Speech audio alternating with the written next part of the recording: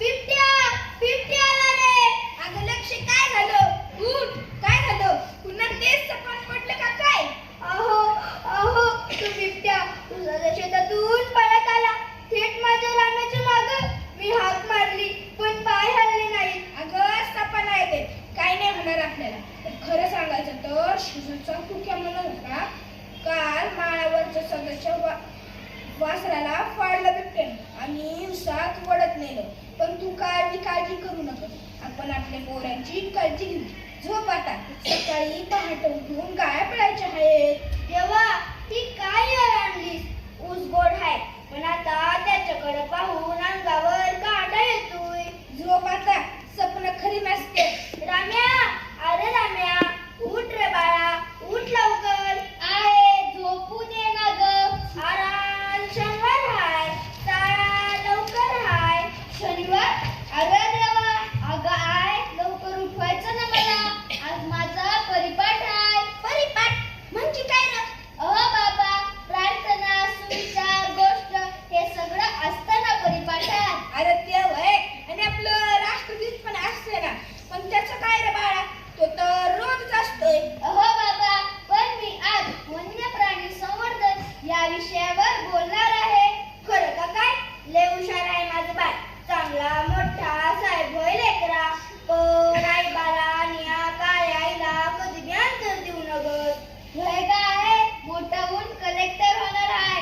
आपल्या गावाचं आणि आपल्या घराचं नाव कमावणार आहे. तू काय बी काळजी करू नगस. राम्या ऐक उसाच्या बाजूनं शाळेला जाऊ नकस.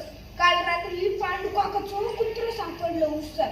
बिबट्यानं अख्खं फाडून खाल्लं आणि कालच्या संतात त्याचं वासून बी नेलं. तेव्हा काळजी घ्यायची बरं का.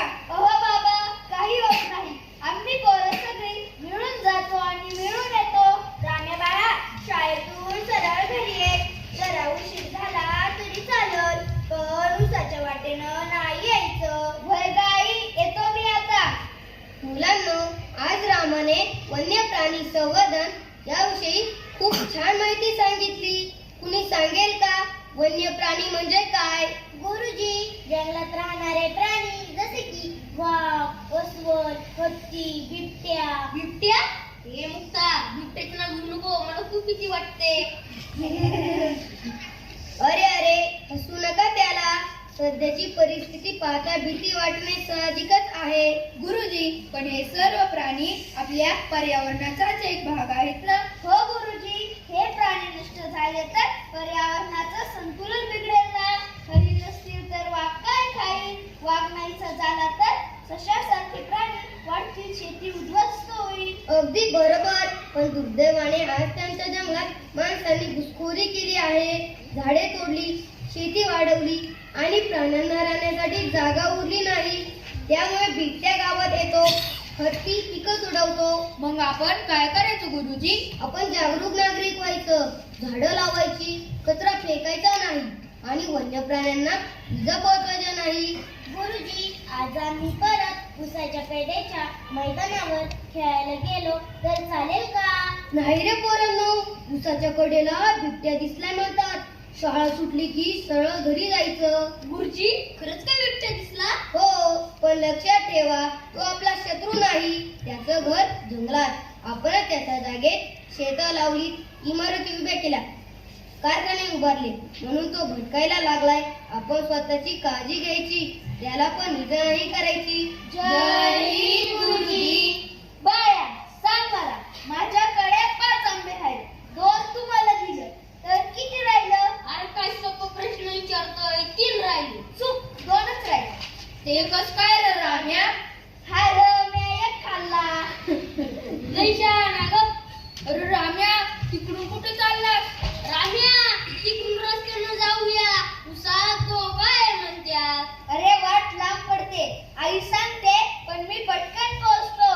काही होत नाही. पण काल माझ्या मामानं सांगितलं उसात कुत्रा सापडलं. अरे भीती सोड रे मी जातो पुढं.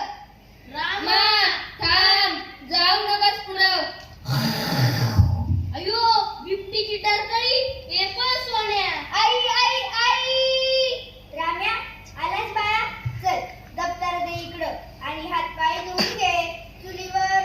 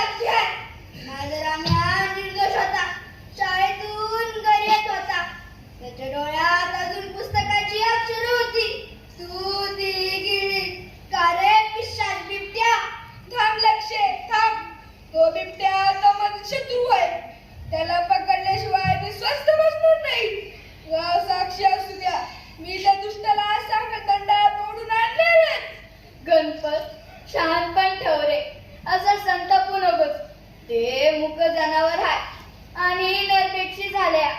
त्याला पकडावं तर लागलच, पण तू असा डोसक्यात राग घालून घेऊ नका. अरे मला समजावू नका रे. माझं लेकरू गेलं, माझ्या घरातल्या देवळातल्या दिव्याला ज्योत नाही राहिली. मी त्या बिबट्याला जिवंत नाही सोडणार. अहो थांबावं, मी माझ्या लेकराला गमावलंय, आता तुम्हाला नाही गमवायचं व. असं आत्ताहीपणा करू नका. देवा, माझं लेकरू, माझं सोनं मला परत दे, नाहीतर माझा श्वास थांबव रे.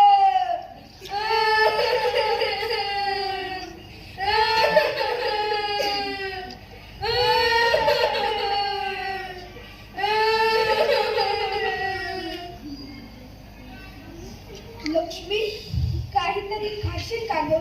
कालपासून काय नाही तोंडात घेतलंस. माझं लेकरू नाही, मग खायचं कोणासाठी ग?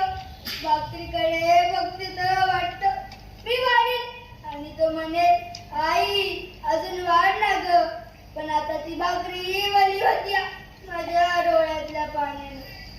लक्ष्मी, गणपा, काल रातच्याला त्या बिबट्याला पकडण्यात पिंजऱ्यात वन विभागानं. तेव्हा आता काय बी काळजी करू नकस. आपल्या रामाच्या आत्म्याला शांती मिळेल बघ. दिवसाचं शेताकडं बघायलाही मिळवत नाही. ती पानं सळसळली की असं वाटतं माझ्या रामाचंच नाव घेत आहे. आव, चला आपण त्या बिबट्याला बघून येऊ. चल चल. हा आहे तो राक्षस, यानंच रामाचा जीव घेतला. मारूया याला. हो, मारूया. शिक्षा द्या ह्याला. थांबा रे सगळे.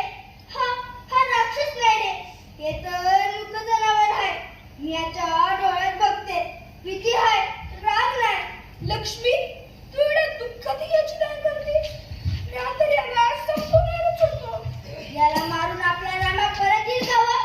तो राक्षस नाही तर निसर्गातील एक जीव आहे. आपण त्याचं घर घेतलं, त्यानं आपलं सुख घेतलं. बाबा र, मी हात जोडते तुझ्या पुढं, तू जा रे पुन्हा जंगलात, पण पुन्हा कुठल्या बी आईचं लेकरू घेऊ नका. बिबट्या सापडलाय, आता जाळ्यात अडकलाय. आता सर्वांनी निश्चित व्हा. पण काय साहेब? मी जे सांगतो ते सर्वांनी नीट ऐका. यापुढे आपण सर्वांनी जागरूक राहायला हवं. तुमचं दुःख आम्हाला समजतंय. रामासारख्या लेकराला गमावणं हे कुणाच्याही हृदयाला पेलवणार नाही. पण लक्षात ठेवा, बिबट्या तुमचा शत्रू नाही. तो फक्त आपलं अन्न आणि आश्रय शोधतोय. पण साहेब, तो माणसांवर हल्ला करतोय, भीती वाटते आलंय. भीती बाळगू नका. आम्ही काही ठोस उपाय ठरवले. उसाच्या कडेला पिंजरे लावले जातील. रात्री बाहेर जाणं टाळा. विशेषतः एकट्यानं कचरा कुंड्या आणि जनावरांचे अवशेष उघडे टाकू नका. त्याने बिबट्या आकर्षित होतो. सौर दिवे आणि टॉर्च वापरा. प्रकाशात बिबट्या येत नाही. शेताजवळ आवाज निर्माण करू. रेडिओ, सायरन किंवा ढोल वापरून. आणि सर्वात महत्त्वाचं, माणूस आणि वन्यजीव यांचं अंतर राखा. लहान मुलांना एकटं सोडू नका. साहेब, आम्हीच त्याचं जंगल तोडलं, आता कुठे जाईल तो? बरोबर बोललात. आपणच त्याचं घर हिरावून घेतलंय. म्हणून पुढे असं होऊ नये म्हणून आम्ही बिभत्स जीवन मोहीम सुरू करणार आहोत. त्यात लोकांना शिकवलं जाईल की बिबट्यापासून बचाव कसा करायचा. साहेब, शाळेत मुलांना काय सांगायचं?